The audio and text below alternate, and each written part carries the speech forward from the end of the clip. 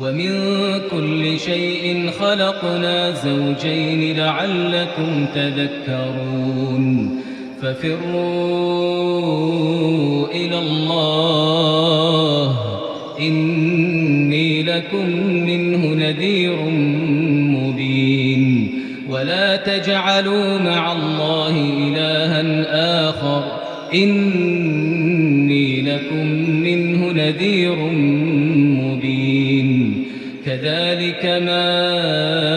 أتى الذين من قبلهم من رسول إلا قالوا ساحر أو مجنون أتواصوا به بل هم قوم طاغون فتول عنهم فما أنت بملوم وذكر فإن الذكرى تنفع المؤمنين وما خلقت الجن والإنس إلا ليعبدون ما أريد منهم من رزق وما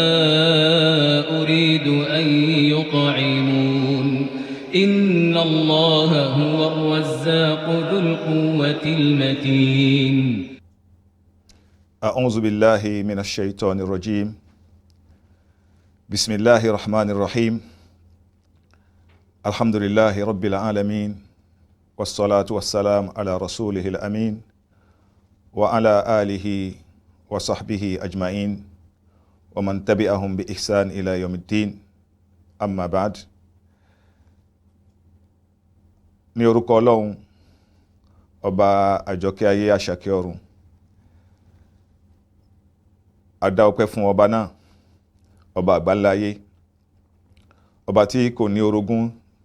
tí ò nẹ́gbẹ́ tí ò lọ́gbà ọba tí ó dá wa irú ẹ̀ tó sì ń kẹ́ wa tó ń rè wa tó ń kẹ́ wa tó ń gẹ̀ wa ẹ̀yìn fún ọba náà ògo fún ọba náà mímọ́ fún ọba tó ti mọ́ kúrò nínú gbogbo ohun tí wọ́n fi ń yìn lára ní ìdọ̀tí ìkẹ́ ọlá látọ̀dọ̀ ọba náà sí ànábì wa Muhammad akẹ́yìndégbègbà àwọn òjíṣẹ́ àti àwọn ará ilé ẹ̀ àti àwọn sàábé àti gbogbo àwọn ẹni rere tí wọ́n tẹ̀lé ìlànà ànábì wa Muhammad akí gbogbo ẹ̀yin ọmọ ìyá wa ẹ̀yin olólùfẹ́ Sunna TV Yorùbá níbikíbi tí a wà tá ti ń gbọ́ wa tá ti ń wò wá ètò tí a gbé wá gẹ́gẹ́ bí ìdánilẹ́kọ̀ọ́ tí ẹni òun náà ni ìfọ́síwẹ́wẹ́ sura kan pàtàkì nínú àwọn sura al-Qur'an tí a ń pè ní suratu Muhammad òǹkà rẹ̀ ní kíkà méní méjì láti suratul Baqara àbí láti suratul Fatiha wá Baqara wá Al-Imran fi á ibi tó dé fi á kan ibi tí sura yìí wà òǹkà rẹ̀ nọ́mbà tó ní òun náà ni ó ń bẹ nínú òǹkà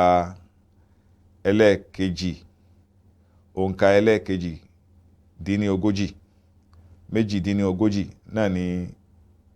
nọ́mbà tí súra yìí ní òǹkà súra yìí tá a bá fẹ́ dáàmà yẹn pé orí kejìdínlógójì súra náà jẹ́ súratu Muhammad wọ́n a tún máa pè ní súratul Qital èyí sábàbí tí wọ́n fi sọ ní súratu Muhammad òun náà ni pé kìí ṣe pé wọ́n fi fẹ́ pàtàn ànábì wa Muhammad fún wa torí ànábì wa Muhammad ní jẹ́ bẹ́ẹ̀ òjíṣẹ́ Ọlọ́run bá tọ́lọ́run bá ránníṣẹ́ tó fi al-Qur'an rán òun ní jẹ́ Muhammad ìwọ̀n tó fà tí wọ́n fi pè ní suratu Muhammad bọ́yá lè máa rò pé súra yìí fẹ́ pàtàn ìgbésí ayé ànábì wa Muhammad fún wa rárá kò rí bẹ́ẹ̀ ìtàn ànábì wa Muhammad ò pamọ́ sí agbègbè ibi tí al-Qur'an ti sọ̀kalẹ̀ lásìkò tí ń sọ̀kalẹ̀ tọ́lọ́run fi ní òun fẹ́ pàtàn fún wọn gbogbo wọn ló dá ànábì wa Muhammad wọn dá mọ̀ bíbí rẹ̀ dídàgbà rẹ̀ ìrìnsí ẹ̀ ṣe sí ẹ̀ títí ó fi gbaṣẹ́ lọ́dọ̀ Ọlọ́run kò pamọ́ sí wọn àyà yóò wá súra yóò wá fún títú kẹ̀kẹ́ níbi ìtàn ànábì wa Muhammad ó wá láti wá ṣàlàyé àwọn òréré kan fún wa nínú àwọn àlàyé tí ó wá ṣe fún wa ní pé Muhammad ẹni tí a fi iṣẹ́ rán ni ẹni tí a fún ní al-Qur'an ni pé kó fi jíṣẹ́ fún gbogbo àgbáláyé ni ẹ gbọ́dọ̀ tẹ̀lé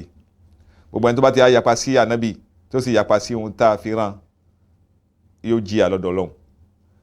ẹni tá a tẹ̀lé ni anabi wa Muhammad, ẹ tẹ̀lé, tẹ́ ẹ bá tẹ̀lé ẹ jèrè, tẹ́ ẹ bá kọ̀ fún ẹ jìyà.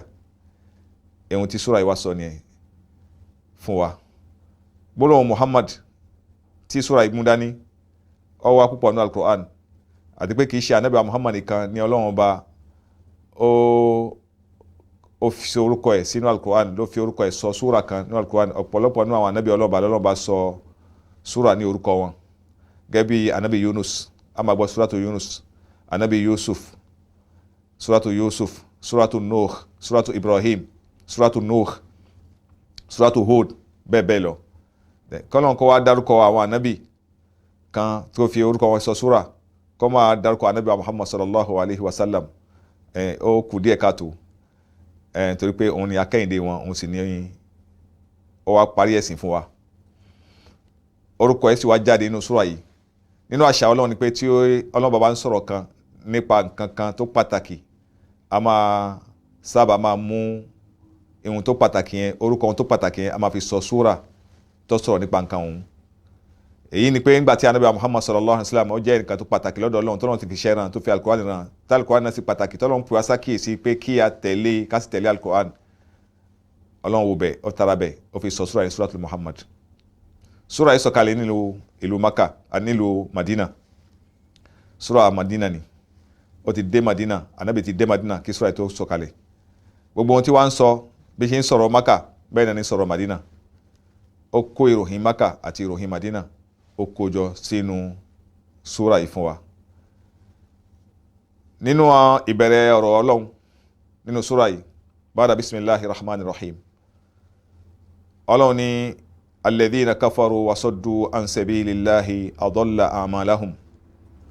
walladhina amanu wa amilu salihati wa amanu bima nuzila ala Muhammadin wa huwa al-haqqu min rabbihim kaffara anhum sayyi'atihim wa aslaha balahum dhalika bi anna alladhina kafaru taba'u al-batila wa anna alladhina amanu taba'u al-haqqa min rabbihim kadhalika yadribu Allahu lin-nas amthalahum. Ọlọ́run ní dájúdájú àwọn tí wọ́n kọ̀ ọ̀rọ̀ Ọlọ́run sílẹ̀, tí wọ́n gbọ́ Ọlọ́run bá gbọ́, tí wọ́n kọ̀ Al-Qur'ani sílẹ̀, tí wọ́n kọ̀ ànábì sílẹ̀, tí wọ́n tẹ̀lé ànábì, tí wọ́n tẹ̀lé ohun tá a fi rán ànábì wa Muhammad, tí wọ́n ṣe àìmoore sí Ọlọ́run. Kò tán síbẹ̀, àwọn ò gba Ọlọ́run gbọ́, wọ́n tún ń dínà wíwọnú Islam fáwọn lòmíì, wọ́n tún kọ̀ dí àwọn tó fẹ́ wọnú Islam láti má wọnú Islam. Ọlọ́run ní ọ̀ká ìmọ̀ yín wọn, a bàṣẹ wọn jẹ́, a sọṣẹ́ wọn nù, a ní jẹ́ kí wọ́n jèrè dáadáa tí wọ́n ṣe. Torí ẹni tí ò gbọ́ Ọlọ́run bá gbọ́ pàpà ń ṣe dáadáa, àwọn náà ń tọ́jú ẹbí, wọ́n ń tọ́jú ìyá, wọ́n ń tọ́jú bàbá, wọ́n ń tọ́jú àwọn ọmọ òrukàn, wọ́n ń ṣe dáadáa. Àmọ́ gbígbà tí wọ́n bá ti gbà fọ́lọ́run, tí wọ́n tẹ̀lé Ọlọ́run, tí wọ́n tẹ̀lé Al-Qur'an, tí wọ́n gbà fánàbí ẹ̀, gbogbo ohun dáadáa tí táwọn náà gbélé ayé ṣe, á sọnù, á dànù, wọn ò ní rí èrè ẹ̀jẹ̀. Ǹjẹ́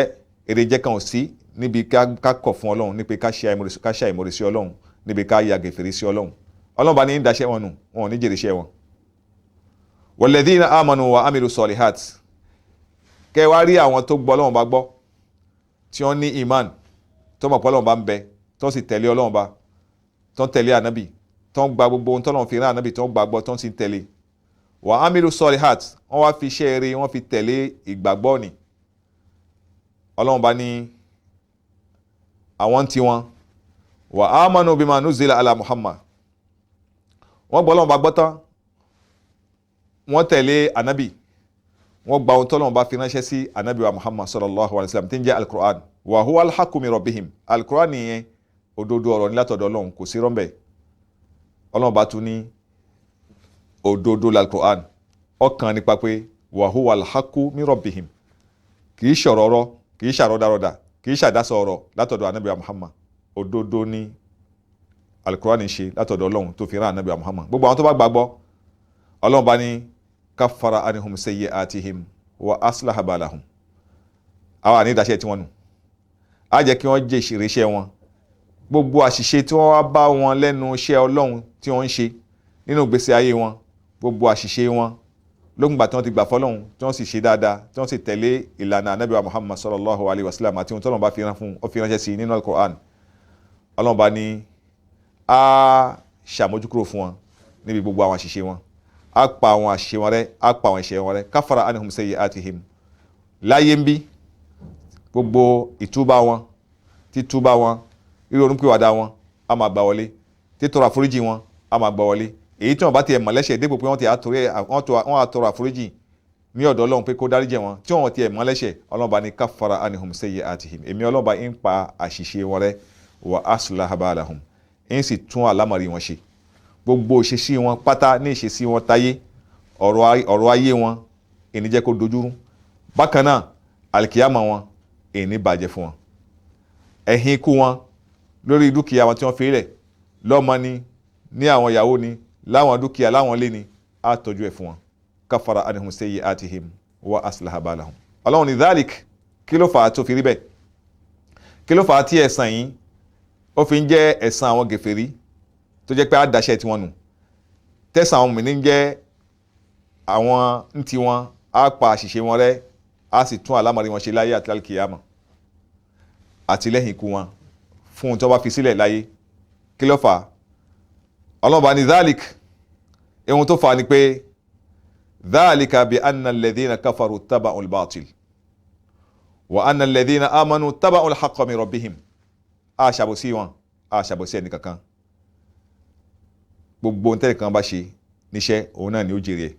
Àwọn ẹni tí ó jẹ́ aláìmoore tá ń pè ní àwọn gèfèrí, tí wọ́n gbà tọ́lọ́hun, tí wọ́n kọ̀ tọ́lọ́hun sílẹ̀, taba'ul batil, ìgbésí ayé tí wọ́n fi tẹ̀lé àánú ni, wọ́n fi tẹ̀lé irọ́ ni, wọ́n fi tẹ̀lé àròdàròdà ni. Àwọn nǹkan tí ò bójú mu, àwọn nǹkan tí ò wá látọ̀dọ̀ Ọlọ́run bá làwọn ń tẹ̀lé. Wọn ò gbà Ọlọ́run bá gbọ́, afẹ́ ayé ni wọ́n tẹ̀lé láyé. Wọ́n kọ̀ fọ́lọ́run, wọ́n kọ̀ fún ànábì, wọ́n kọ̀ gbogbo tọ́nà fi ránṣẹ́ sí àwọn ànábì, pàtàkì lọ ànábì wa Muhammad nílà Quran, wọn ò tẹ̀lé. Gbogbo ohun tí wọ́n tẹ̀lé àánú ni. Wa anna alladhina amanu ittaba'ul haqqa min rabbihim. Ẹ̀san àwọn gèfèrí bó ṣe yẹ kó rí náà ló ti rí hùn. Àmọ́ àwọn mùmínì òdodo, àwọn gbà fọ́lọ́run, wọ́n gbà fún ànábì Ọlọ́run, wọ́n gbà fún iṣẹ́ tọ́lọ́run fi rán ànábì ẹ̀ tí a ń pè ní al-Qur'an, taba'ul haqqa min rabbihim. Wọ́n tẹ̀lé òdodo tọ́lọ́run bá fi ránṣẹ́ sí ànábì wa Muhammad. Náà ló fà dhalika bi annahum taba'ul batil, dhalika bi anna alladhina kafaru taba'ul batil wa anna alladhina amanu taba'ul haqqa min rabbihim kadhalik yadribu Allahu lin-nas amthalahum. Ó ní bá ṣe yànnà náà wọn, tá a pín wọn sí ìjọ ọ̀tọ̀ọ̀tọ̀, tá a sì jẹ́ kí ẹ̀san iṣẹ́ tí àwọn ìjọ méjèèjì ṣe ẹ̀san ọ̀tọ̀ọ̀tọ̀ ni, sábà iṣẹ́ tí wọ́n ṣe. Irú àpèjúwe tá a fi lélẹ̀ yẹn fún wọn, bẹ́ẹ̀ náà ni yóò máa jẹ́ àpèjúwe fún gbogbo ẹni tó bá ti ṣe dáadáa, tó bá jẹ́ pé ó ṣe kan tó kù ní aburú tó fi tẹ̀lé àwọn aláìmoore. Irú ẹ̀san tó tọ́ sí wọn ni náà ni ó máa tọ́ sí gbogbo ẹni tó tẹ̀lé ọ̀nà aláìmoore. Àpèjúwe bẹ́ẹ̀ la máa ṣe fún gbogbo ẹni tó jẹ́ aláìmoore èèyàn, gbogbo ẹni tó bá jẹ́ oníjìrìmọ́ńkárì èèyàn, gbogbo ẹni tó bá kọ̀rọ̀ Ọlọ́run bá sílẹ̀, bá a ṣe fáwọn tí ó kọ̀rọ̀ Ọlọ́run bá sílẹ̀ tí wọ́n gba tànábì, tí wọ́n gba Quran, tá a fi ẹ̀san wọn fi ráre, tí wọ́n ní ládà kan. Gbogbo dáadáa tí wọ́n ṣe ayé ń bí náà ni wọ́n ti gbà tó bá wu Ọlọ́run, wọn ò ní rẹ̀sàn kan lọ́dọ̀ Ọlọ́run. Bá a ti ṣe tàwọn mùmínì òdodo tó já sí pé àwọn tí wọ́n ẹ̀san tí wọ́n náà ẹ̀san dáadáa ni àníbàṣẹ wọn jẹ́, àforí wọn jì wọ́n. Gbogbo ẹni tó bá fẹ́ yẹn náà, tó tẹ̀lé ìlànà táwọn mùmínì tẹ̀lé, tó tẹ̀lé ojú ọ̀nà tiwọn, tó ṣe bí wọ́n ṣe bẹ́ẹ̀ náà la máa ṣọ̀rọ̀ tiwọn náà. Kadhalika yadribu Allahu lin-nas amthalahum. Ọlọ́run kúrò ń bẹ̀ nínú àwọn tí àyà ìwá ṣe tó wá fi mọ́lẹ̀ sí, tó wá tàn mọ́lẹ̀ sí. Àyà yìí ó jẹ́ àwọn nínú àwọn àyà kan, àbí súra jẹ́ súra kan nínú àwọn súra tí ó ń fòró ànábì àti gbogbo àwọn sàábé lẹ́yìn àtàwọn mùmínì lẹ́yìn àwọn sàábé, wípé kí a mọ̀ pé jíjà ogun sójú ọlọ́lọ́ba kí ẹ̀sìn ọlọ́ba lè gbérí, àti ìdín àwọn ẹni ẹ̀ta Ọlọ́run tí wọ́n fẹ́ kẹ́sìn gbérí, ìdín ọlọ́kọ́, ìdáàbòbò ẹ̀sìn Ọlọ́run pẹ̀lú jihad, pẹ̀lú ìsapá, ìsara, ìsaẹ̀mí, ìnáwó sójú ọlọ́ba kí ẹ̀sìn ọlọ́ba fi lè dàgbàsókè. Ọ̀rọ̀ ọ̀yàn ni. Ọlọ́ba wa fi súra yìí, ó fi ṣe ìkíniláyà, ìpenisákèsí, ìṣenilójúkòkòrò sí jihad. Tó pé àwọn ọ̀tá Ọlọ́run yìí tí wọ́n gbọ́tọ̀ Ọlọ́run, wọn ò fi máa lórí pé wọ́n gbàtọ̀ Ọlọ́run, wọn ò fi máa lórí tí wọ́n gbàtà nábì, wọn ò fi máa lórí pé gbogbo iṣẹ́ tọ́lọ́run fi rán ànábì wọn ò tẹ̀lé, wọ́n tún kọ dé àwọn tó fẹ́ wọnú ẹ̀sìn, wọn ò fẹ́ kẹ́sìn náà gbérí. Tó bá rí bẹ́ẹ̀, ẹ gbógun ti wọn. Ọlọ́run fi ní fa idha laqitumul ladhina kafaru fadarba riqab. tí ẹ bá pàdé àwọn ọ̀tá ọlọ́run yìí, ẹ bá pàdé àwọn aláìmoore yìí, àwọn tó kọ̀ ọlọ́run sílẹ̀, àwọn aláìmoore, àwọn tó kọ̀ àwọn gèfèrí, tẹ́ bá pàdé wọn lójú ogun, fadaraba riqab, ọlọ́run bá ní idà ní kẹ́ ẹ máa fi bẹ́ wọn lórí, ẹ máa fi yọ ọrùn wọn bọ́lẹ̀, ẹ kojú ìjà pẹ̀lú wọn, ẹ fi ìjà ṣe wọn bó ṣe ṣe ṣojú, ẹ mórí wọn wálẹ̀, ẹ mérí wọn balẹ̀. Hatta idha askhantumuhum fashuddul wathaq, ẹ pa wọ́n ní pípa tó pọ̀, ẹ ṣe wọ́n yẹ́lẹyẹ̀lẹ, nítorí pé ẹni bú ni wọ́n, aláìmoore yẹn ni wọ́n fẹ́ balẹ̀ jẹ́ ni, tó yẹn tí ò bá ti ṣẹ̀sìn wọ́n fẹ́ balẹ̀ jẹ́, ìfẹ́ inú ni ó máa lò, ohun tẹ́mi ti sọ fún láìda ni ó máa tẹ̀lé, gbogbo ohun tọ́lọ́run bá tò létò táyé ó fi rọrùn kò ní fẹ́ ṣìkan bẹ̀, wọ́n fẹ́ balẹ̀ jẹ́ ni, ẹ gbógun ti wọ́n, ẹ pa wọ́n ní pípa tó pọ̀. Tẹ́ ẹ bá rí i pé ọwọ́ yín wá tẹ̀ wọ́n fashuddul wathaq, àwọn tẹ́ ẹ bá rí mú nínú wọn tó bá jẹ́ àwọn ẹrú tó gún kó, tẹ́ ẹ bá rí kónú wọn, ẹ dè wọ́n ní ṣẹ̀kẹ̀ṣẹ̀kẹ̀ mọ́lẹ̀. Fashuddul wathaq fa imma mannan ba'd wa imma fida, tẹ́ ẹ bá parí ogun, ètò ọ̀rọ̀ àwọn tẹ́ ẹ bá mú lójú ogun nínú wọn, àwọn tógun bá kó lẹ́rú nínú wọn, nínú àwọn gèfèrí, ọlọ́run bá ó fi ètò ọ̀rọ̀ wọn, ẹ̀ṣà bí wọ́n ṣe ṣe ọ̀rọ̀ wọn, ó fi ẹ̀ṣà ní sí ọwọ́ Ànábì wa Muhammad àti gbogbo àwọn tó jẹ́ ìmáàmù àgbà lẹ́yìn ikú Ànábì wa Muhammad nígbà tó gbó bá ti ń ṣẹlẹ̀ táyé ó fi parí, ọlọ́run bá fètò wọn sí ọwọ́ aṣíwájú ìjọ àwọn mùsùlùmí. Láàrin nǹkan mẹ́ta, ó ní fa imma mannan ba'd, tẹ́ ẹ bá rí pé kí ẹ ṣàánú wọn, kẹ́ ẹ ṣàmójúkúrò fún wọn, kẹ́ ẹ ṣe mọ́nù fún wọn, kẹ́ ẹ yọ̀ǹda wọn, kẹ́ ẹ fi wọn sílẹ̀ láì gbà kankan lọ́dọ̀ wọn, ẹ ṣe bẹ́ẹ̀ ṣe mọ ẹrú nìsí. Wa imma fida, ọba sì wò yín, ẹ lè gba nǹkan dípò fífi wọn sílẹ̀, kí wọ́n san ìtanràn, kí wọ́n san nǹkan tẹ́ ẹ bùkalẹ̀ fún wọn ní ìtanràn, kí wọ́n san ìtanràn ni ohun tó ń fi tanràn, ẹ àmọ́ndé wọn, wọ́n san ìtanràn, ẹ fi wọn sílẹ̀. Wa imma al-qital aw al-qatl, tó bá wù yín, tẹ́ ẹ bá rí pé eléyìí ọ̀tá rẹ̀ lágbára lórí Islam, kò tiẹ̀ nígbà tá a bá filẹ̀, kódà yóò tún lọ pètèpèrò sẹ́yìn Islam ni,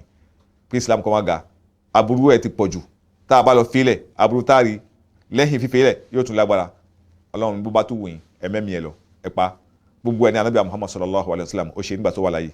Èyí ọlọ́run bá fi kọ́ni lẹ́kọ̀ọ́ ètò ogun, ìjagun ni, bàbá parí ogun ni, irú ṣe sí táwọn mùsùlùmí gbọdọ̀ wà pẹ̀lú àwọn gèfèrí, irú àtọ́ yẹ kí wọ́n kọ̀dà wọn ni àyà ó ṣàlàyé fún wa. Ó ní fashuddul wathaq fa imma mannan ba'd wa imma fida'an hatta tad'u al-harbu awzaraha, ẹ má fi ogun lẹ̀ pẹ̀lú wọn, ẹ má kó rẹ̀wẹ̀sì títí ẹ má tẹ̀síwájú nínú ìbá wọn jagun títí ẹ fi rí pé ogun ní fẹ̀yìntì, ẹ parí ogun ni. Dhalik walau yasha'u Allah lan tasra minhum, bá a ṣe ní kẹ́ ẹ jagun yìí, a fẹ́ fi dán yín wò ni, tó bá wu Ọlọ́run kò bá má sọ pé ká jagun, ká fi ogun ti Islam lẹ́yìn, ká fi ogun gbẹ̀sìn ga, ká fi tẹ àwọn ọ̀tá Ọlọ́run bá, ká fi tẹ̀ wọ́n rìn, ká fi tẹ̀ wọ́n mọ́lẹ̀. Ọlọ́run ti lè dára fún rẹ̀ kó sì borí wọn, kó pa wọ́n run, kó halaka wọn, kó sọ wọ́n dẹni lẹ́lẹ̀ tí ò ní lè gbérí, kó gbàgbà lọ́dọ̀ wọn, kó ṣe wọn bó ṣe wù. Ọlọ́run ti lè ṣe bẹ́ẹ̀ tí Islam ti máa lókè, àmọ́ Ọlọ́run bá ní ó wù mí kọjá sí pé ogun ìní lẹ́jà pẹ̀lú wọn. Law yasha'u Allahu lan tasra minhum, Ọlọ́run ti lè borí, ó ti lè borí, Islam ti lè borí láì jagun, àmọ́ ó ní a ní kẹ́ ẹ jagun liyabluwa ba'dakum bi ba'd, a fẹ́ ṣe apá kan yín ní fìtínà fún apá kan, a fẹ́ ṣe apá kan yín ní àdánwò fún apá kan, a fẹ́ fi dán yín wò, ogun tá a ní kẹ́ ẹ jà yín, a fẹ́ fi dán yín wò gbọ́nà ọ̀tọ̀ọ̀tọ̀, gbọ́ ọ̀nà tí kì í ṣe kan méjì, a fẹ́ fi dán ìmùmí ní òdodo wò, ta ni olódodo nínú yín tá a bá ní kẹ́ ẹ jagun tí ó jà, ta ni yóò sá tí ò ní jà, a fẹ́ fi mọ ta ni ó tẹ̀lé Ọlọ́run bá látara ogun ta ni kó jà tí ó gbà fọlọ́run pé Ọlọ́run ní ká jagun, á sì jagun náà, ta ni ò ní gbà láti jagun, a fẹ́ fi mọ yín, ká fi mọ ipò ìmánu yín, bí ibi tí ìnígbàgbọ́ yín bó ṣe tẹ̀rìn tó, bó ṣe wúwo tó, bó ṣe lágbára tó, la fẹ́ fi mọ. Yóò tún mọ wá jẹ́ àdánwò fáwọn gèfèrí náà, ipe tí mùsùlùmí bá pa gèfèrí, gèfèrí yẹn yóò lọ́nu náà. Nítorí pé wọ́n gbẹ̀jẹ̀ ẹlẹ̀ wọ́n dẹ̀jẹ̀ ẹlẹ̀ ẹnìkan ló pa ká sọ pé mùsùlùmí fẹ́ yorùjọ́ kan tó pé Ọlọ́run ló pa wá láṣẹ. Ẹ̀rí lórí ọ̀nà tó dáa lórí gbogbo òfin tí Islam gbé kalẹ̀ fún ogun jíjà tí yóò sábò sí mbẹ̀. Tí mùsùlùmí ó bá kú sójú ogun yóò wọ àlìjánnà. Ń pé méjèèjì òfò ní fún gèfèrí, méjèèjì ní àdánù ní fún gèfèrí. Torí mùmínì bá kú tó bá yẹ pé ọwọ́ gèfèrí ló ti kú ó ń wọ àlìjánnà lọ. Tí ò bá kú yóò borí ogun, yóò jèrè, yóò tún máa dẹni Ọlọ́run. Tí mùsùlùmí gèfèrí bá lọ kú sójú ogun kò níbi kan tí ń lọ jojú inú náà lọ. Gbogbo yìí báyìí Ọlọ́run fi hàn pé liyabluwa ba'dakum bi ba'd, ká fi lè mí wò, ká fi ṣe àdánwò fún yín, ká jẹ́ kí ìyà tí ó fẹ́ máa kan àwọn gèfèrí, ìnira tó máa kàn wọ́n kó jẹ́ gbọ́wọ́ àwọn mùmínì, kọ́lọ́run kó fi àwọn mùmínì kó fi fìtínà, kó fi ọwọ́ wọn fi jẹ àwọn gèfèrí níyà, kó jẹ́ pé ìjìyà wọn kó tọwọ́ àwọn mùmínì wá ná kó tó kan tọ́lọ́run. dhalika liyabluwa ba'dakum bi ba'd wallazina qutilu fi sabilillah. Ọlọ́run wá ń yànnà náà ọ̀rọ̀ yìí pé ṣé wá rí àwọn tó mùmínì òdodo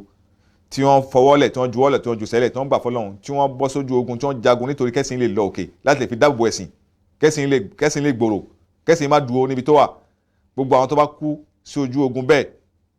falan yudilla a'malahum, ní fi iṣẹ́ wọn ráre láyé, ní fi iṣẹ́ wọn ráre, wọ́n gbẹ̀san wọn láyé, wọ́n gba lálùkìyàmà. sayahdihim wa yuslih balahum. Ọlọ́run bàbá tó lára ga òun ni ó máa ṣe amọ̀nà wọn, òun ni ó ṣe amọ̀nà wọn lọ síbi gbogbo ohun tó ṣe wọn láǹfààní lórí tayé àtàlùkìyàmà. Òun ni ó ṣe amọ̀nà wọn lọ sínú àlìjánà, òun ni ó máa darí wọn sínú tó dáa, sínú iṣẹ́ rere, sọ́nà tó dáa, àlámọ̀rí wọn ò ní bàjẹ́. wa yuslihu balahum, bákan náà lẹ́yìn ìgbà tí wọ́n bá kú ẹ̀yìn wọn ò ní bàjẹ́. Ọlọ́ba yóò tú ojú wọn ṣe, yóò sì máa tú ẹ̀yìn wọn ṣe. Àdójúkọ wọn yóò dáa, ẹ̀yìn wọn ó sì dáa. Gbogbo àwọn tó bá ti jẹ́ ní Ọlọ́run tí wọ́n bá ṣe jihad sójú ọ̀nà Ọlọ́run pẹ̀lú owó wọn ni, pẹ̀lú ẹ̀mí wọn ni, pẹ̀lú ara wọn ni, gbogbo ohun tí wọ́n ní tí wọ́n fi ti Ọlọ́run bá lẹ́yìn, tí wọ́n fi ran Ọlọ́run bá lọ́wọ́, tẹ́sí Ọlọ́run bá fi ń lọ òkè,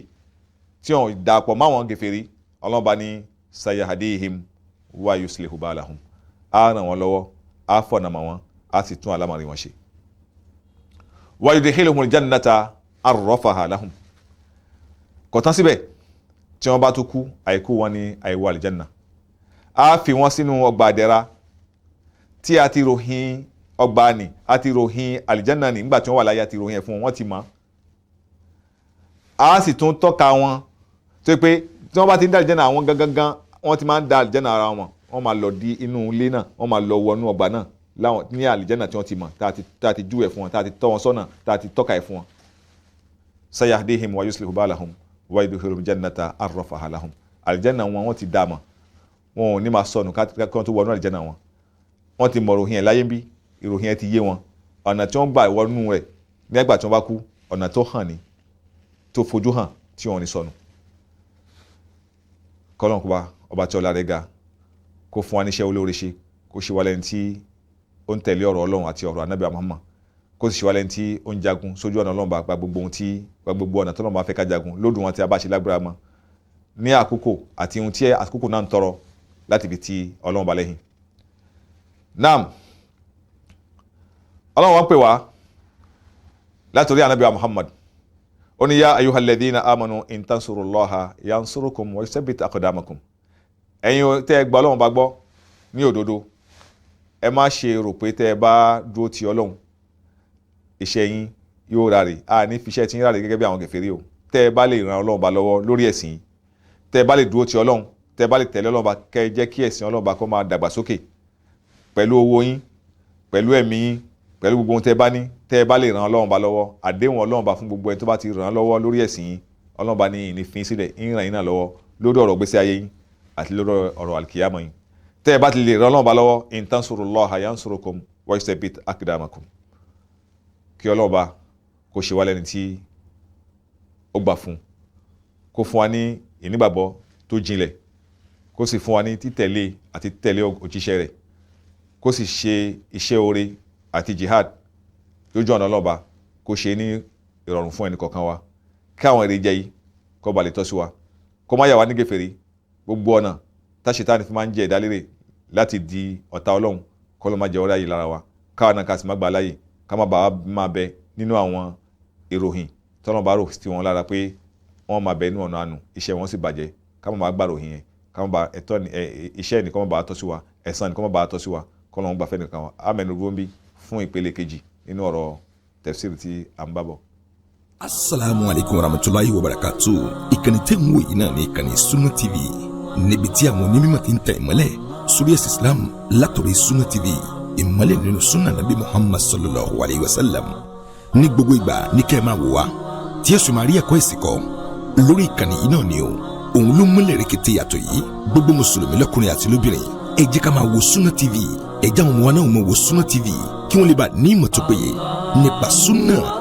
ìkànnì tó ń tànmọ́lẹ̀ sínú ẹ̀sìn ni Sunna TV Yorùbá ẹ máa wò wá ní gbogbo ìgbà kẹ́sì máa kọ́ ẹ̀kọ́ tó péye nípa sunna.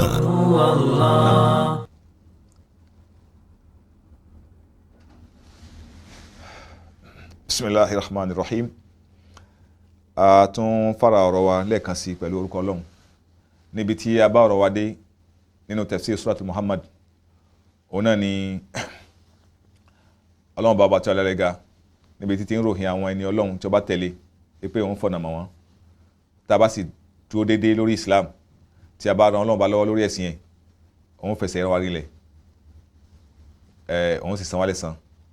òun sì ràn wá lọ́wọ́ lórí gbogbo ìṣòro tiwa náà Ọlọ́run wa ní walazina kafaru ṣùgbọ́n ọ̀rọ̀ rí bẹ́ẹ̀ fún àwọn tí ò gbọ́ Ọlọ́run bá gbọ́ o tí wọ́n yàtọ̀ o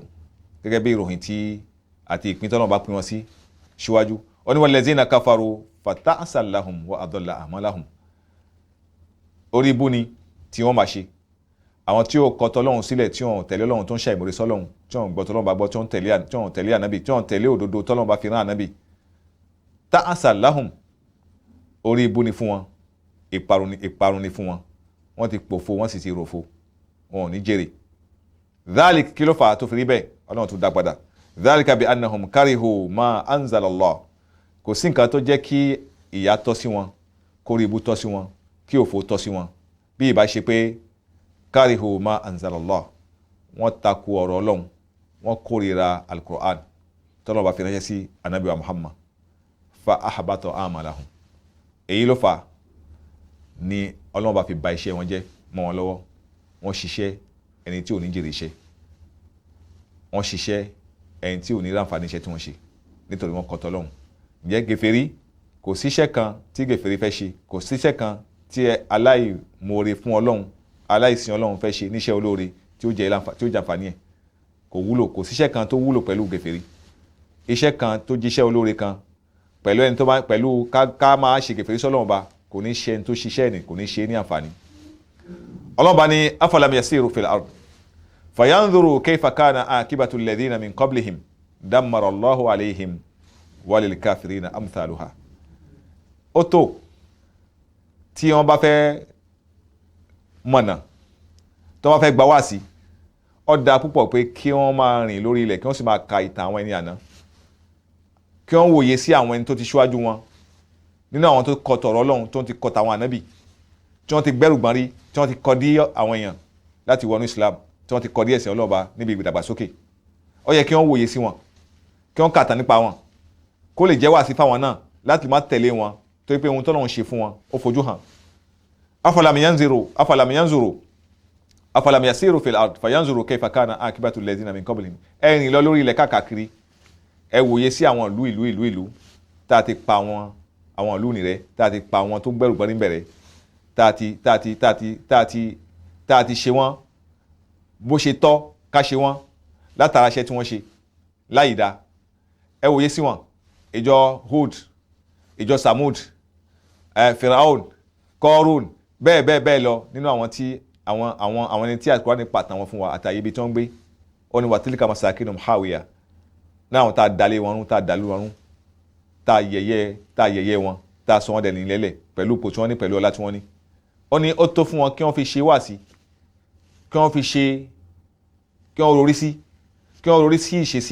kí wọ́n rorí sí ìṣesí wa pẹ̀lú àwọn tí ò gbọ́ lọ́wọ́ bá gbọ́ afalam yasiru fil ardi fayanzuru kayfa kana akibatu alladhina min qablihim kí la túbọ̀ táwọn tó ṣíwájú wọn tí wọ́n ṣe irú iṣẹ́ tí wọ́n ṣe yìí àbí tí wọ́n ṣe tún wọn àbí tí wọ́n ṣe jù wọ́n lọ àtúbọ̀ táwọn ni wọ́n ní káwọn náà lè fi kọ́gbọ́n kó lè jẹ́ àríkọ́ṣe fún wọn àbí kó lè jẹ́ àríkọ́gbọ́n fún wọn kó lè jẹ́ àríkọ́gbọ́n fún wọn ó yẹ kí wọ́n wòye sí ọ̀rọ̀ wọn kí la ṣe fún wọn dammara Allahu alayhim walil kafirina amsaluha apá wọn rẹ́ ada àlámọ̀rí wọn rún afọ́ wọn afọ́ ìlú wọn afọ́ ilé wọn afọ́ dúkìá wọn àhàlákà wọn gbogbo ẹni tó bá jẹ́ gèfèrí lẹ́yìn tí wọ́n náà o amsaluha irú ìyà òkúba ìyà ẹlẹ́ta ẹlẹ́rọ àti ẹ̀san tá a san wọ́n ní ẹ̀san ìyà ni ó máa tọ́ sáwọn náà jẹ́ gbogbo ẹni tó bá ti yá ṣàìmoore sọ́lọ́hun irú ìyà tó tọ́ sẹ́wọ̀n ní àná irú ẹ̀ náà la máa fi kà wọ́n náà ọ̀tọ̀ kí wọ́n òye sí wá sí ni òye ni fa'tabiru ya ulil albab dhalik kí ló fà á tó fi rí bẹ́ẹ̀ dhalika bi anna Allaha mawla alladhina amanu wa anna al-kafirina la mawla lahum èyí ni Ọlọ́run bá kò ní gbọ́wọ́ àwọn kèfèrí olùgbọ́wọ́ àwọn mùmínì ní Ọlọ́run bá ṣe tán láti ti kèfèrí lẹ́yìn kò nífẹ̀ẹ́ wọn inna Allaha la yuhibbul kafirin nínú àwọn tọ́lọ́run bá kórìíra jù tọ́lọ́run bá fẹ́ ọ̀rọ̀ wọn náà ni àwọn tí ò mórí sọ́lọ́run tí wọ́n gbà tọ́lọ́run Ọlọ́run bá sì ní rẹ̀ tí ò gbà tiẹ̀ kò ní gbà lọ kò ní ràn lọ́wọ́ kò ní ṣàtìlẹ́yìn fún kò ní ṣolùgbọ́wọ́ ẹ̀ Ọlọ́run ní nítorí kíni èmi ò ní ti alábòsí èèyàn lẹ́yìn èmi ò sì ní ti aláìmoore èèyàn lẹ́yìn mi ìní san wọ́n lẹ́san rere kan dhalika bi anna Allaha mawla alladhina amanu nítorí pé Ọlọ́run bá wò ọba olùgbọ̀wọ́ àwọn mùmínì òdodo ni wọ́n olùgbọ̀wọ́ àwọn mùmínì òdodo ni Ọlọ́run olùtọ́jú wọn ni aláàánú wọn ni olùrànlọ́wọ́ ni ó ti dúró tì wọ́n lórí gbogbo ohun tí wọ́n fẹ́ wa anna alladhina kafaru la mawla lahum ṣùgbọ́n kẹ́ẹ̀rí àwọn gèfèrí wọn ò dáláfẹ̀yìntì wọn ò sì lórúkànlọ́wọ́ ẹnìkan ò ní ràn wọ́n lọ́wọ́ ẹnìkan ò ní tún àlámọ̀rí wọn ṣe. nítorí àwọn mìíní tí a jẹ́ tọ́lọ́mọ bá jẹ́ olùrànlọ́wọ́ fún tí wọ́n sì jẹ́ olùgbọ̀wọ́ wọn àwọn tí wọ́n inna Allaha yudkhilu alladhina amanu wa amilu salihat jannatin tajri min tahtiha al-anhar walladhina kafaru yatamatta'una wa ya'kuluna kama ta'kulu al-an'am wan-naru maswan lahum. bọ́lọ́wọ́n bá ti wá jẹ́ olùgbọ̀wọ́ ẹnìkan tó ń tọ̀hún ti tán tó ń tọ̀hún ti burú ó ń tọ̀hún ti ṣorí bú ẹni tọ́lọ́wọ́n bá ti wá jẹ́ olùgbọ̀wọ́ ẹ̀ tó jẹ́ aláfẹ̀yìntì fún ẹni tó fẹ̀yìntì tọ́lọ́wọ́n bá tẹ́wọ́ gbà tó jẹ́ olùrànlọ́wọ́ fún ó ti ṣoríire. Ọlọ́run ní gbogbo àwọn gèfèrí tó kọ̀rọ̀ tó ń sílẹ̀ èmi gangan ní fún ọ sínú náà. inna Allaha yudkhilu alladhina amanu wa amilu salihati jannatin tajri min tahtiha al-anhar. nígbà tí mi bá máa fún wa nígbà tí lásìkò tí máa fi àwọn ẹni tó gbà fún mi tí wọ́n jẹ́ ẹni Ọlọ́run tí wọ́n gbé mi Ọlọ́run bá gbọ́ tí wọ́n ṣiṣẹ́ rere tí wọ́n tẹ̀lé ànábì mi tí mo fi ránṣẹ́ tí wọ́n tẹ̀lé àwọn ìdájọ́ tí mo gbé gbawọ́ ànábì Muhammad àti àwọn òfin tí mo gbélé lọ́wọ́ tí wọ́n tẹ̀lé èmi gangan ní fi wọ́n sínú àlìjánà tó já sí pé nínú àwọn ilé alájà tí ìsàlẹ̀sàlẹ̀ wọn ó kún fún àwọn nǹkan mèremère ní àwọn odò tí ń ṣàn ní àwọn igi eléso ní ọ̀pọ̀lọpọ̀ àwọn nǹkan tí ń ṣojú lọ́yìn ọláwàlá àfihàn wọn lè sàn pẹ̀lú gbogbo nǹkan tó jẹ́ ìdẹ̀ra tí ń bẹ́ẹ̀ bẹ́ẹ̀ ṣùgbọ́n àwọn tó jẹ́ ní ibú yìí àwọn gèfèrí tí wọ́n kọ̀ tọ́lọ́run tí wọ́n kọ̀ tànábì tí wọ́n lẹ́sìn tí wọ́n sin Ọlọ́run Ọlọ́run bá ní yatamatta'una wa ya'kuluna kama ta'kulul an'am ó ní wọ́n máa gbogbo ohun tó jẹ́ sùsí wọn láyé èrò wọn láyé kò ju kí wọ́n yó kí wọ́n jẹ kí wọ́n mu kí ni wọn kó kún fóúnjẹ wọn ò lérò méjì wọn ò ronú kan lọ́hùn wọn ò ronú kan ẹ̀sìn Ọlọ́hun wọn ò mọ Ọlọ́hun sí nǹkan kan bí wọ́n ṣe ń jẹ bí wọ́n ṣe ń mu láyé láì rántí Ọlọ́hun ba tí wọ́n ń jẹ bí ẹran kó tó pé ìjẹ oúnjẹ bí bẹ́ẹ̀ kó ṣe ń jẹ tó pé kò sí èrò méjì fún ẹran kó ní pé kó jí kó jẹ lọ ó ní bẹ́ẹ̀ ní ṣe sí wọn láyé àmọ́ bí wọ́n bá ti ń kó láyé o an-naru maswan lahum inú náà ni wọ́n lọ nítorí pé wọn ò ní èrò kan wọn ò ní pàpín kan wọn ò ní èrè kan láti ayé ni kọ́nsá ti kó ayé jọ ayé tí wọ́n wáyé òun náà ní pàpín wọn ìgbésí ayé náà ní pàpín wọn kọ́nsá ti dára fún wọn láyé kí wọ́n rí tata yẹ ṣe kí wọ́n rọ́wọ́ mú láyé kí wọ́n rí jẹ kí wọ́n rí mu kí wọ́n máa gbádùn ẹ̀sìn ò jẹ́ nǹkan kan fún wọn wọn ò rántí Ọlọ́run ní ẹ ṣe tán kẹ́ wá bá mi iná ni ibùpadà sí yín àmọ́ wọn tí wọ́n gbà mí Ọlọ́run bá gbọ́ àlùjánnà ní ayé wọn وكأي من قرية وكأي من قرية هي أشد قوة من قريتك التي أخرجتك أهلكناهم فلا ناصر لهم. Ànábì Ọlọ́run fi àyà yìí ó wá fi ń ṣe àrọwà fún Ànábì Muhammad sallallahu alaihi wasallam lórí ìyà tí ń retí àwọn ẹni tí wọ́n kọ̀ tọ̀rọ̀ Ọlọ́run nínú lọ́dọ̀ àwọn ará Mákà. Torí àwọn ará Mákà wọ́n kọ̀ ti Ànábì Muhammad, wọ́n gbẹ̀rù mọ́rí, wọ́n fi àjẹ́ Ànábì Muhammad. Ọlọ́run bá ń fi àyà fi ṣe àrọwà fún Ànábì Muhammad pé gbogbo lórílẹ̀-èdè kọ̀ọ̀kan irú wọn ò ní wọ́n. Àwọn orílẹ̀-èdè kan ti ṣíwájú orílẹ̀-èdè tiẹ̀ nínú ìlú ẹ̀ nílùú Mákà yìí, àwọn ìjọ kan àwọn ìlú kan ti ṣíwájú tá a ti ránṣẹ́ sí, tá a ti fànábì ránṣẹ́ sí, tí wọ́n gbẹ̀rù gbọ́n rí. Wọ́n ní ọlá ju àwọn ìjọ ẹ lọ, ìrẹ́ Ànábì Muhammad. Wọ́n ní owó ju wọn lọ, hiya ashaddu quwwa. Tó bá jẹ́ agbára ni wọ́n lágbára, tó bá jẹ́ owó ni wọ́n lówó ju ìjọ tiẹ̀ lọ, wọ́n lówó ju àwọn aráàlú ẹ lọ, tó bá jẹ́ ilé ni wọ́n nílé ju wọn lọ. Gbogbo ohun tá a fi ń ṣe ìdẹ̀ra láyé, tá a fi ń gbádùn ayé lakó tì wọ́n ní ju àwọn ìjọ rẹ lọ, àwọn kèfèrí Mákà lọ. Àmọ́ nígbà tí wọ́n gbẹ̀rù gbọ́n rí, kí la ṣe fún wọn? Kam min qaryatin wa ka'ayyin min qaryatin hiya ashaddu quwwatan min qaryatik ahalaknahum. Ìgbà tí wọ́n gbẹ̀rù gbọ́n rí, wàláhì apá wọn rẹ́, ahalaka wọn, aborí wọn, fala nasira lahum, wọn wá rẹ́ nìkan tí ó ràn wọ́n lọ́wọ́ tí ó gbà wọ́n sílẹ̀. Fi àwọn ọjọ́ tiẹ̀ yẹ sílẹ̀, jíṣẹ́ tá a rán ọ fi wọ́n sílẹ̀, táwọn náà bá bá a débi tó bá dé á ṣe bẹ́ẹ̀ fún wọn. Àmọ́ Ọlọ́run ọba tó ń ṣàánú ànábì ẹ̀ tó nífẹ̀ẹ́ sí ànábì Muhammad sallallahu alaihi wasallam kò ṣe bó ṣe ṣe fún wọn. Ìyà jẹ wọn o, àmọ́ kò tó àwọn jọ ni. Ọlọ́run bá fi ń ṣe àrọwà fún ànábì Muhammad sallallahu alaihi wasallam.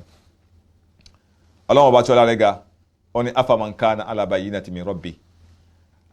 afaman kana ala bayyinati min rabbihi kaman zuyyina lahu su'u amali wattaba'u ahwa'ahum. Kò jọra wọn, nǹkan ọ̀tọ̀ọ̀tọ̀ méjì ni. Ẹni tó já sí pé àṣetán afaman kana ala bayyinati min rabbihi kaman zuyyina lahu su'u amalihi,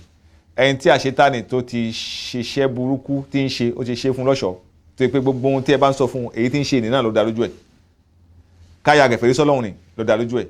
Kákọ̀rọ̀ Ọlọ́run, ọ̀rọ̀ àwọn ẹni Ọlọ́run tí wọ́n bá ń sọ, ká má tẹ̀lé wá sí, ká má tẹ̀ fẹ́ gbọ́ wá sí.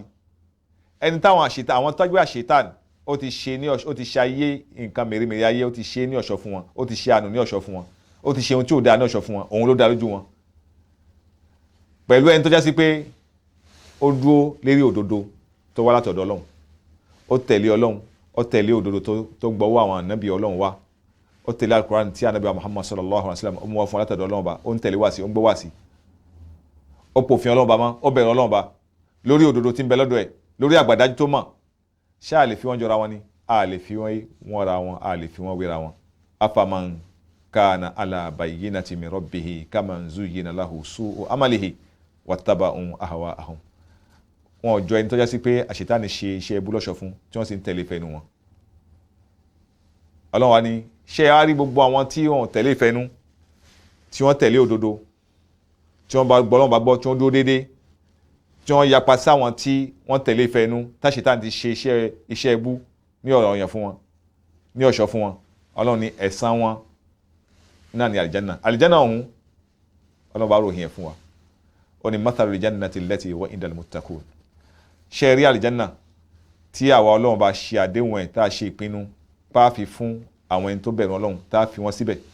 tá a fi ta wọn lọ́rẹ, tá a fi ṣàánú wọn, tá a fi san wọn lẹ́san. Àlìjánà ọ̀hún àpèjú rẹ̀, ìròyìn ẹ̀ níbà ṣókí, ó ní fiha anharun min ma'in ghayri asin. Fiha anharun min ma'in ghayri asin. Ń bẹ nínú àlìjánà ọ̀hún, nínú ọgbà ìdẹ̀ra ọ̀hún, odò kan tó já sí pé odò olómi ni. Odò olómi tó yẹ pé odò yẹn olómi ni. Àwọn ìran odò oríṣiríṣi ní bẹ́ẹ̀. Odò kan bẹ́ẹ̀ tó jẹ́ odò olómi tí omi ibẹ̀ ghayri asin kì í rùn. Bá a bá mu, tá a bá fi gbóhùn mu, òun ẹ̀ kò ní àwọn ẹ̀ ò ní rùn, kì í rùn. Bákan náà kò korò, kọ́lọ̀ ẹ̀ ó sì ṣe é wò. Wa anharu min labanin lam yataghayyar ta'amuhu. Bákan náà odò míì ètò bẹ́ẹ̀ fún wọn ní odò kejì. Bá a ṣe rí odò omi tí ń ṣàn tí kì í rùn tí ò korò tó dùn lẹ́nu láti mu bẹ́ẹ̀ náà láàrin odò wàrà gẹ́rẹ́ asin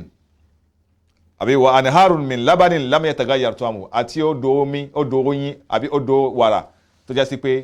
kò rí kan wàrà ayé tá a bá gbé sílẹ̀ ìjọ́ kejì ìjẹ́ kẹta a rí pé ó ti bẹ̀ sí kan wàrà odò wàrà tí ń bẹ lálìjánnà ọlọ́run bá ní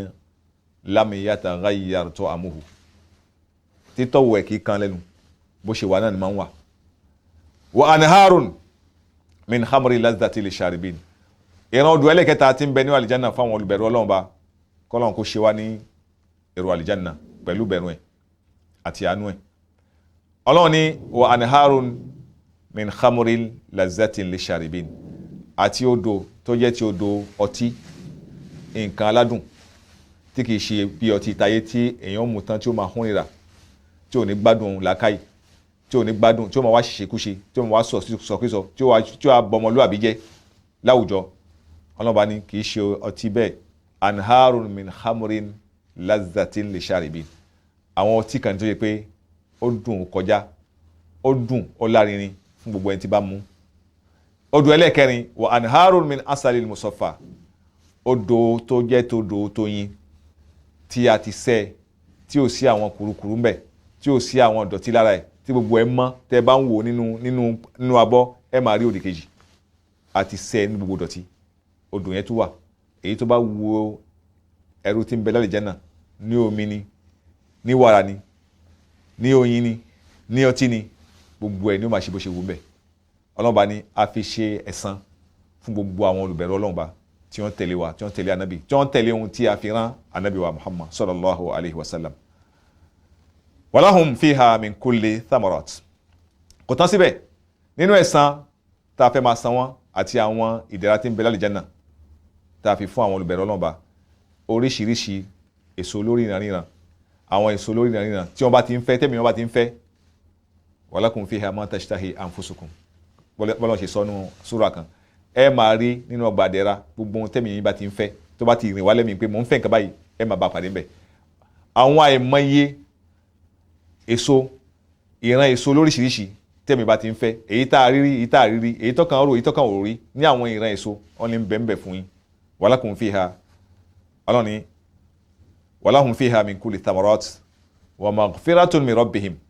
àti àforíjì ẹ̀ṣẹ̀ látọ̀dọ̀ Ọlọ́run ọlọ́ba yóò ṣe tán ọlọ́ni mo ṣe tán láti forí gbogbo ẹ̀ṣẹ̀ tẹ́ bá ṣẹ̀ mo forí ẹ̀jìn tẹ́ fi wà àlìjánnà á fún wọn á ṣe àforíjì fún wọn á ṣe àmójúkò níbi gbogbo àṣìṣe wọn á dára ẹ̀ṣẹ̀ jì wọn á gba títí bá wọn kaman huwa khalidun finnar àpèjúwe mi ni o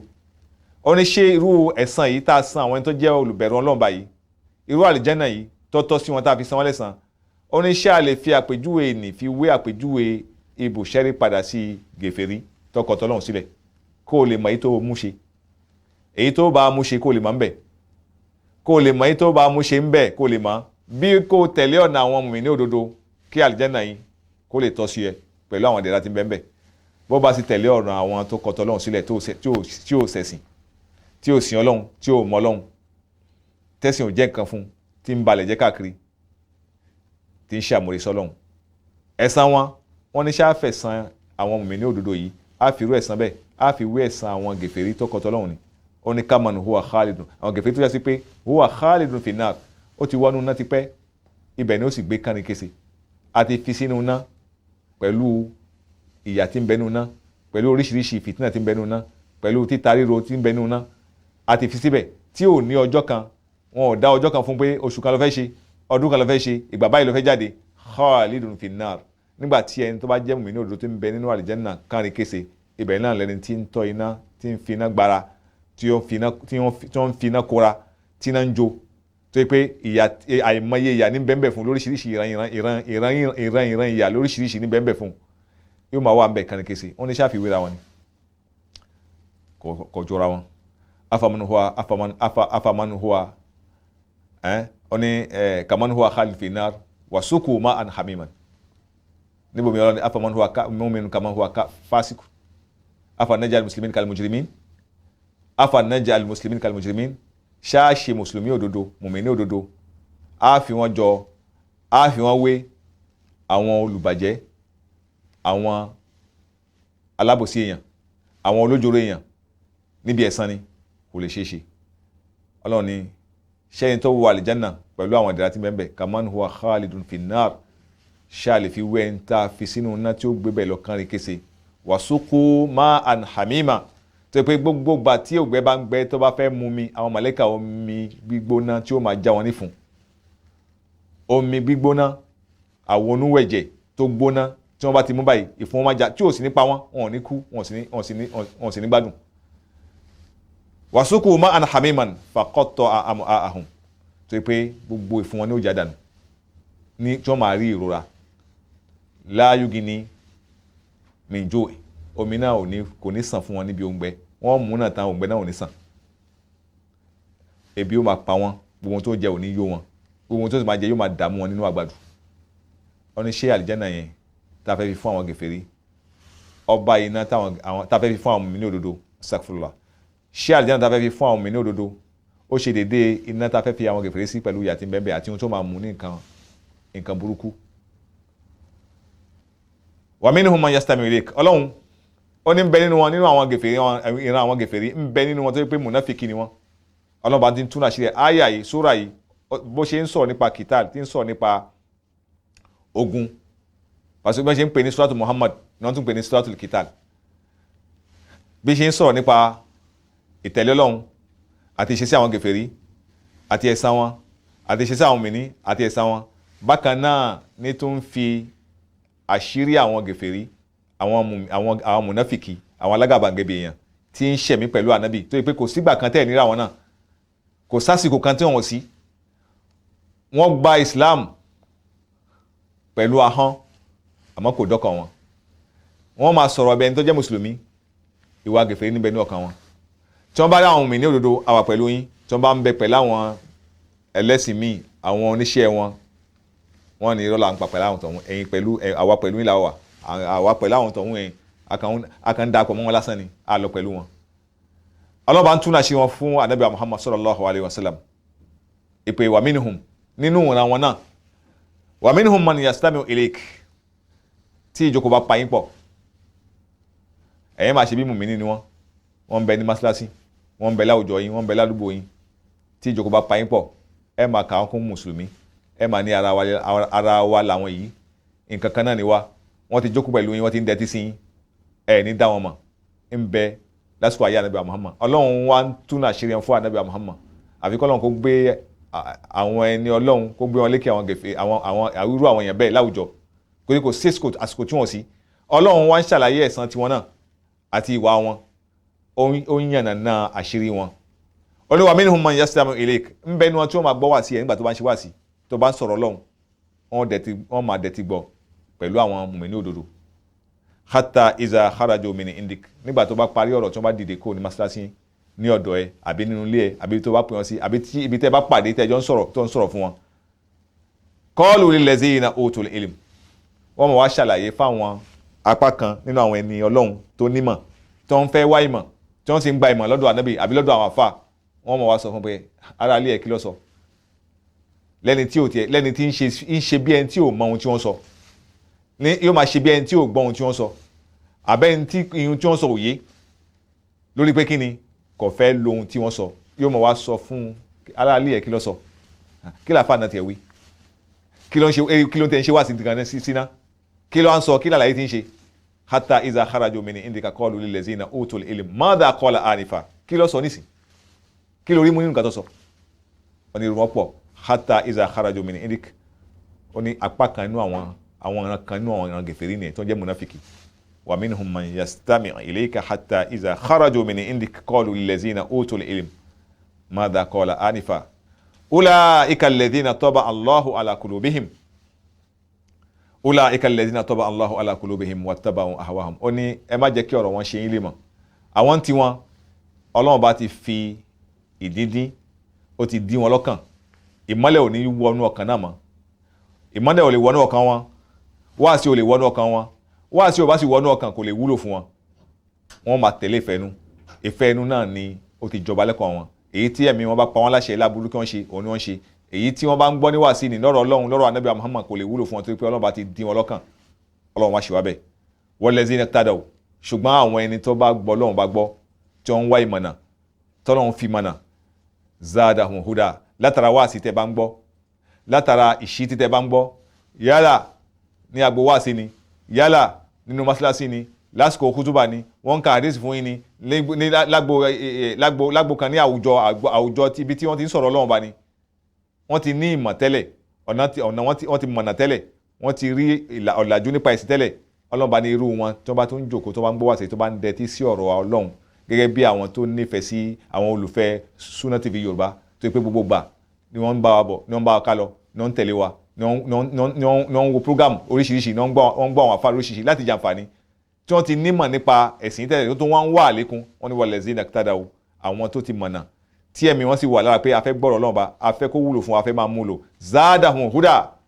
èmi Ọlọ́run bá ẹ máa ṣiṣẹ́ àlékún ọ̀nà mọ̀ fún wọn wa atahum taqwahum ẹ máa lé wọn kúnnú ìbẹ̀rù Ọlọ́run bá tí ó lè jẹ́ kí wọ́n jèrè ń lé wọn kúnnú ìbẹ̀rù Ọlọ́run bá nínú ìbẹ̀rù Ọlọ́run bá tí ó mú wọn jèrè láyé ń bí àti lọ́la kìyàmà fahal yanzurun wọ́n ní kí ni wọ́n retí àwọn gèfèrí àwọn mùnáfìkì kí ni wọ́n retí fahal yanzuruna ila sa'a an ta'tiyahum baghta wa qad jaa ashratuha fa anna lahum idha ja'atuhum dhikrahum kí ni wọ́n retí tí ó yẹ kí wọ́n tètè túbá kí wọ́n tètè jọ̀rọ̀ lẹ̀ kí wọ́n wá foríjì kí wọ́n mú mẹ́sìn kí wọ́n bẹ̀rù Ọlọ́run bá kí wọ́n gbàtọ̀ Ọlọ́run kí wọ́n tẹ̀lé ànábì kí wọ́n tẹ̀lé òdodo tó wá látọ̀dọ̀ Ọlọ́run bá sọ́wọ́ ànábì tó fi jíṣẹ́ fún wa kí ni wọ́n retí ṣé wọ́n retí àsáà ṣé wọ́n retí alikiyama kò dé náà ni alikiyama tó yẹ pé tó bá ti dé kò tún sí àforíjì fẹ́ nìkan mọ́ tí alikiyama bá dé táyé bá parẹ́ tán àbí tó bá dàsìkò tí arí àmì parí ayé bá dé kò sẹ́nìkan tí Ọlọ́run bá fẹ́ pé àforíjì yẹn túbá ilẹ̀kùn túbá yóò tì ṣé wọ́n fẹ́ kí ilẹ̀kùn túbá kó tì náà lẹ́yìn ìgbà tí ayé bá tán tó bá kásẹ̀ lẹ̀ ayé ẹnìkan kan ó sì kásẹ̀ lẹ̀ nígbà tí kò dìgbà tábà sọ pé ń jọ́ òtá ayé fẹ́ parẹ́ ayé ẹnìkan ti ń parẹ́ ayé ẹnìkan ti ń tán lópin ìgbà tí màlíkà kú bá ti dé tó fẹ́ gbẹ̀mí kò tún sí àforíjì mọ́ àforíjì ń bẹ nígbà tá a bá wà lálàáfíà tí àsán tí ikú nǹkan kan ò ṣe wá tá a ti rí àpẹẹrẹ ikú gbogbo ohun tá a bá ṣe ń gbà tá a bá tọrọ àforíjì Ọlọ́run gbà Ọlọ́run kì í ṣe ìgbà tí màlíkà kú bá dé tó bá ní mo fẹ́ gbẹ̀mí yẹn náà pé Ọlọ́run mo dáríjì mi tí ó bá dáríjì yẹn ó ti dáríjì Fíráúnà kò dáríjì Fíráúnà ìgbà tí Fíráúnà ní pé mo gbọ́ Ọlọ́run bá gbọ́ nísìnyí ohun tí Musa ń sọ fún mi mo gbàgbọ́ léni nígbà tó ti kó sínú omi tó fẹ́ tẹ̀rìn tó náà wá tẹ̀rìn sínú omi ó ní amantu billadhi amana bihi banu Israel mo gba Ọlọ́run tí Musa ń pè mí sí mo gbàgbọ́ nísìnyí ó ní al-an wa qad kunta minal kafirin ṣé ní ìsìn ara wa àgbà ìgbà wo ni ẹ̀yin tẹ́ ẹ̀ sin Ọlọ́run ẹ̀yin tẹ́ ẹ kọ̀ tọ̀ Ọlọ́run bá sílẹ̀ tẹ́ ẹ kọ̀run sílẹ̀ tẹ́ ẹ kọ̀ òdodo sílẹ̀ tẹ́ ẹ lò fẹ́ ẹnu Ọlọ́ba ń pè wá ságèsì pé fahal yanzuruna illa sa'a ṣé ń retí àkókò kó dé náà ni ṣé ń retí kí kókó dé kó wọlé tọ̀ yín náà kẹ́ tó túbá kẹ́ tó mọ̀ òdodo kẹ́ tó gbòdodo ni fahal yanzuruna illa sa'a abẹ́ retí ká alkiyama pápá kó dé fahal yanzuruna illa sa'ata an ta'tiyahum baghta àkókò náà bá ti dé òjijì ní máa ń wọlé ó lè wọlé báyàn lérí títì èèyàn lè wà lórí kẹ̀kẹ́ nínú mọ́tò ó lè máa jáde lọ ó lè wà lérí bẹ́ẹ̀dì ó lè máa jẹun lọ́wọ́ tí ó baghta al-mawtu ya'ti baghta lójijì lèkú tí máa ń pọ̀ ọ̀pọ̀lọpọ̀ èèyàn òjijì máa wọlé tẹ̀yàn á rí yàn nísìnyí láàrin ìṣẹ́jú kan sí márùn-ún lágbàjá mo rí nísìnyí ṣàkókò tó àkókò náà fẹ́ kákòkò yẹn wọlé náà kẹ́ tó túbá ni kẹ́ tó mọ Ọlọ́run ni kẹ́ tó gbọ́nà fọlọ́run ni kẹ́ tó kírun ni kẹ́ tó ṣe gbogbo àwọn òfin tó lọ́run rán wa ráyé pé káwá ṣe ṣàkókò yẹn lè fẹ́ retí ná kẹ́ tó gbà fọlọ́run kẹ́ tó túbá níbi ẹ̀ṣẹ̀ fahal yanzuruna illa sa'ata an ta'tiyahum baghta wa qad jaa ashratuha Ọlọ́run bá ní alikiyama sì ti sún àwọn ó ti súnmọ́ alikiyama ti súnmọ́ àwọn àmì tí a fi mọ̀ pé alikiyama ti súnmọ́ ó ti wà pẹ́kípẹ́kí ó ti mú wa pẹ́kípẹ́kí ó ti wà nínú ẹ̀ náà ni anabi Muhammad sallallahu alaihi wasallam gbígbé anabi Muhammad dìde tó gbé kò tún sànàbì kan lẹ́yìn anabi tó fẹ́ wá mọ́ ikú anabi àpẹẹrẹ alikiyama ni wíwáyé anabi Muhammad àpẹẹrẹ alikiyama ni kò tún sí òfin kan tó fẹ́ sọ̀kalẹ̀ látọ̀dọ̀ Ọlọ́run wa láti sánmà wá sórí ilẹ̀ fẹ́nìkan tó kọjá anabi Muhammad kò tún sófin kan tó jẹ́ tẹ̀sámà kan tó fẹ́ sọ̀kalẹ̀ mọ́ tó kọjá alukur'an anabi ni bu esu wasa aka hatain wọ́n gbé mi dìde ní òjíṣẹ́ pẹ̀lú kálíkìyàmà kọ́ máa dé dọ́gbadọ́gba ni wọ́n fi hàn pé àsìkò díẹ̀ ló kù lórí bẹ́ẹ̀ ibi tí àkókò gbà wá mọ́ láti lè yànnàná suratu Muhammad láti lè yànnàná èdè ibẹ̀ náà ni àwa yìí ọlọ́run ni ṣé ń retí àsìkò ni faqad jaa ashratuha fa anna lahum tásìkò náà bá dé lójijì ǹjẹ́ ṣé ó lè ṣe yín láǹfààní lọ́wọ́ parí ẹ̀ pẹ̀lú nsọ fún ànábì àmọ́ pé irun tó yẹ kí gbogbo wa ká lọ mọ̀ láti rí ànábì àwọn sàábé fa'lam annahu la ilaha illallah ká lọ mọ̀ pé kò sọ́ba kan tó yẹ kẹ́rù sìn lódodo àti lótìtọ́ kó gbé ẹ̀sìn fún kó dojúkọ kó bẹ̀rùn yàtọ̀ sí Allah fa'lam lọ́mọ àwọn dájú pé annahu la ilaha illallah wastaghfir li dhanbik sì máa wá àforíjì fún rẹ̀ rí ànábì walil mu'minin kó máa tọrọ àforíjì fún gbogbo àwọn mùmínì tó gbà fún ẹ wal mu'minat kó sì máa fọ àforíjì fún gbogbo àwọn mùmínì lóbìnrin tó gbà fún ẹ wallahu ya'lamu taqallabakum wa maswaakum ọlọ́run bá ló mọ tẹ́ ẹ bá jí láàárọ̀ gbogbo bí tẹ́ ẹ fẹ́ gbà ìjẹyìn ìmúyín ìlú àlọ́ àbọ̀ yín lọ́sàn-án wa maswaakum àti ìpadàbọ̀ sílé yín ní alẹ́ tẹ́ fi sùn gbogbo ẹ̀ ló yí ọlọ́run bá ibi tá a bá ṣe ṣayé gbà ibi tá a parí ayé sí ọlọ́run ló mọ̀ alikiyama wa ibi tó tàn sí ọlọ́run bá ló mọ̀ àsìkò tá a kù ọlọ́run bá ló mọ̀ kọ́lọ́n kò ṣàmùnà ẹnì kankan wa subhanakallahumma wa bihamdik nashhadu an la ilaha illa anta nastaghfiruka wa natubu ilayk subhana rabbika rabbil izzati amma yasifun wassalamu ala al-mursalin walhamdulillahi rabbil alamin. Allahu akbar, Allahu akbar, Allahu akbar, la ilaha illa Allah, Allahu akbar, Allahu akbar,